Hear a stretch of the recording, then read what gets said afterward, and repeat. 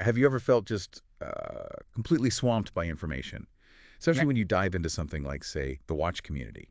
So much passion, so much detail. Oh, absolutely. It's easy to get lost in the noise sometimes. Exactly. Well, today we're going to try and cut through some of that. Yeah. We're focusing on one specific watch that really stands out even in a crowded field. It's the Grand Seiko SBGM221. You might know it as the Shohei. Right. And our mission today really is to unpack what makes this particular GMT such an enduring piece. It's not just about looks. Mhm. We want to show you its distinct personality, its really top-tier functionality, and why, honestly, it's still an incredible value proposition years after it first came out. It's Yeah. a serious contender if you're thinking about getting into Grand Seiko. Okay, perfect setup. So let's dive in. The whole GMT scene, it's changed so much, hasn't it? Just in the last, what, 7 years or so? Dramatically, yeah. I mean, think back to maybe 2018. That's when Tudor really shook things up, right? Bringing out those more accessible traveler GMTs. The Black Bay GMT, big splash. Totally. Yeah. And since then, you've seen Longines, Mito, others jump in with really great options, often at compelling prices. And Seiko themselves, of course, with the SSK range, those are collar GMTs, but still very strong contenders in their own right. Right. It really feels like we're in a kind of a GMT moment, just tons of options. It really is a GMT moment. But okay, let's rewind just one more year. Back to 2017, that's when this Grand Seiko, the SBGM 221, landed. And it was, well, like a mic drop in terms of value. How so?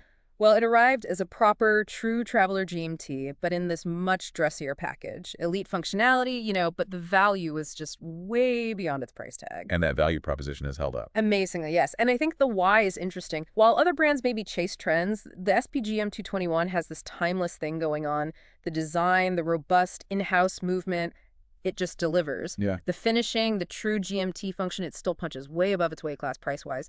That gives it this long-term relevance, even solid resale value, which is pretty rare today. Okay, so let's talk design then. Because it has this surprising history, doesn't it? Its roots go way back. They do. You can trace elements back to the very early Grand Seikos from the 1960s, believe it or not. Wow. But more directly, yeah, you look at the SBGM021, that came out around 2010. Ah, right. I remember that one. 2010 was actually Grand Seiko's first year officially in the U.S. market, wasn't it? Exactly. A big year for them stateside. And that SBGM021, with its ivory dial, the original GMT layout, it really set the template. It established the look that the SBGM 221 kind of perfected in 2017. So it was an evolution. A very refined evolution, yeah. Close. And this kind of highlights Grand Seiko's unique take on complications. How do you mean? Well, look at brands like, say, Longines or Tudor. They tend to put their GMTs in sporty cases, right? Pilot watches, dive watches. Sure, yeah, makes sense for travel. But Grand Seiko, they don't really stick to one style for GMTs. They use high beat movements, spring drive, and like in this one, the 4 Hz 9S66 automatic, and they put them in all sorts of watches. So while they can do sporty GMTs, the SBGM 221 is definitely a far more refined affair. It proves a travel watch doesn't have to look like a tool watch. Okay, that's a great point. Yeah. So let's get into the engine then. The 9S66 automatic GMT movement. You called it elite, a workhorse. It sounds pretty central to this watch's appeal. It absolutely is. I mean, beyond the looks, this movement is a bona fide overachiever. It's a huge part of why the value is so strong. And it's a true GMT, you said. What does that mean for someone maybe not deep into the jargon? Right, good question. A true or traveler's GMT means you can adjust the main hour hand, the local time, independently. Jump it forwards or backwards in 1 hour clicks without stopping the seconds hand or messing up the minute hand. Ah, okay. So when you land somewhere new, you just quickly adjust the hour hand. Exactly. Oh. Super convenient for travel. And this 9S66, it's been a rock-solid part of their lineup for, over a decade now. Still considered one of the best GMT movements you can get in this price range. Seriously. And the specs back that up. Oh, yeah. It runs at 28,800 vibrations per hour. That's 4 Hertz. Pretty standard and smooth. And it has a really solid 72-hour power reserve. 3 days. That's pretty useful. Very. You can take it off Friday, put it back on Monday morning, and it's still ticking. Nice. What about accuracy? Grand Seiko is famous for that. Rightly so. The 9S66 is regulated officially to Niagara 3 to +5 seconds per day. Which is better than COSE chronometer standards, right? It is, yeah. COSE is -4 to +6. And the example that was reviewed for this deep dive, it was running even better, like -2 to +3 seconds a day. Really impressive consistency. How do they achieve that? Is it just careful regulation? It's more than that. It involves their MEMS technology, microelectromechanical systems, What? Yeah. basically super advanced manufacturing for tiny, lightweight, highly efficient parts. Like the escapement part. Exactly. Things like the escape wheel and pallet fork, they're skeletonized, incredibly precise. They even have these little oil reservoirs built into the escape wheel teeth for better durability. It's next level stuff that contributes to both accuracy and longevity. And you can actually see the movement. Yep. Yeah. Through the Sapphire case back, you see the finishing, nice striping on the bridges, polished screw heads, the little ruby jewels. It's well decorated for its price point. How's it to operate? The crown functions. Really intuitive. You wind it normally, pull the crown out one click, and that lets you jump the main hour hand. And it also adjusts the date when you cycle past midnight. Ah, so no separate quick set date? Correct. That's maybe the one minor operational con. If the watch stops for a long time, you have to spin the hour hand around quite a bit to get the date right. Okay. But pull the crown out to the final position, and the seconds hand stops hacking seconds, so you can set the time precisely. It's very straightforward in practice. Got it. So, fantastic engineering inside. Let's talk about the outside, the part you see all the time, the dial. You called it subtle but captivating. It really is. It sits under this lovely, quite highly domed sapphire crystal, which has anti-reflective coating on the underside. And yeah, it manages to show a lot time, date, second time zone without ever feeling busy. It's a masterclass in subtlety and balance. And that ivory color is key, isn't it? Oh, totally. That rich, creamy ivory surface, it's iconic for this reference. It's a huge part of its identity. Walk us through the details. What else is going on there? Okay, so around the very edge, you've got a crisp black minute track. But notice how they leave little gaps at the hour marks. Ah, yeah, to make space for the indices. Exactly. And those hour indices, they're something else. Each one is faceted, mirror polished, all applied by hand. They catch the light beautifully. Really adds depth and, frankly, perceived value. What's expensive? It does. Then just inside that, you have the 24-hour scale for the GMT hand, dark print, numbers for the even hours, little arrowheads for the odd hours. Very clean. And that coordinates with the blue GMT hand. Perfectly. That heat-blued hand points right to that scale. Right. And speaking of that blue hand, we have to mention the nickname. Right, the Shohei. How did that come about again? It's kind of a funny story, almost like a modern watch legend. GQ magazine apparently misidentified a watch Shohei Ohtani was wearing. The baseball player. The very same. LA Dodgers superstar. They thought he was wearing this one, the SBGM221. Oh. Turns out he does actually own one and wears it quite often. So it's stuck. It totally stuck. And weirdly, it fits right. The blue GMT hand has that Dodgers blue feel, and some say the ivory dial kind of matches the seats at Dodger Stadium. That's a fun connection. Yeah. But I wonder, does a nickname like that tied to a celebrity maybe distract from the watch's own merits? Or does it just add another layer? That's a really interesting question. You know, I think for people really into watches, the design, the quality, the movement, this stuff always comes first. The Shohei stands on its own easily.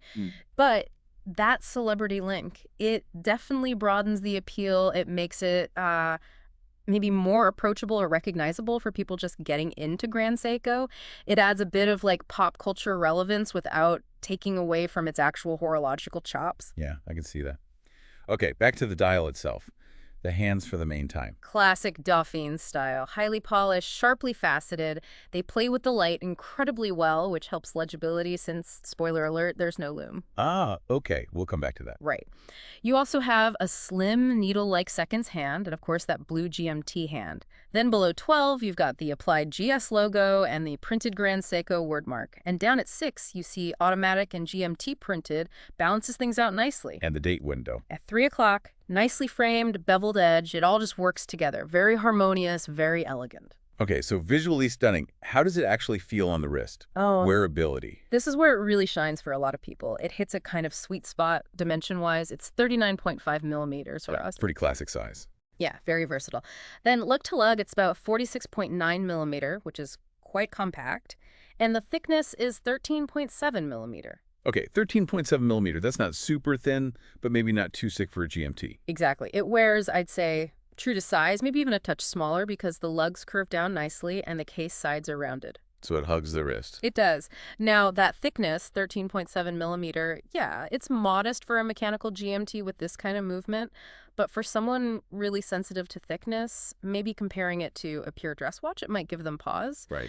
But honestly, it's thinner than a lot of its competitors. And when you're wearing it, especially under a cuff, it's pretty unnoticeable. I'm curious, for someone maybe considering this as their dress watch, but who also wants the GMT function, Yeah. does that thickness feel like a compromise, even knowing it's good for a GMT? That's fair. Look, if your absolute priority is ultra-thin elegance, this isn't that.